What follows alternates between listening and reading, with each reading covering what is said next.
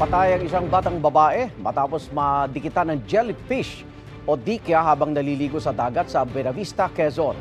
Batay sa investigasyon, kasamang naliligo ng 5 taong gulang na babaeng kanyang tiyahin nang biglang nagsisigaw ang bata.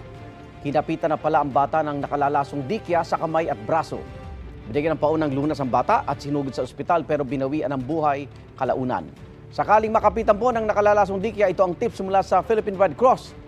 Tumawag agad sa kanilang hotline.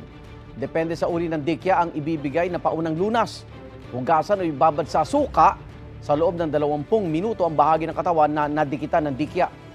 Alisin din ang mga naiwang tentacles o galamay ng dikya. Ibabad sa mainit na tubig ang bahagi ng nadikitan ng jellyfish. Kung walang mainit na tubig, gumamit ng cold pack. Obserbahan ng pasyente at kumonsulta na sa doktor. Igan, mauna ka sa mga balita, mag-subscribe na sa GMA Integrated News sa YouTube para sa iba't ibang ulat sa ating bansa.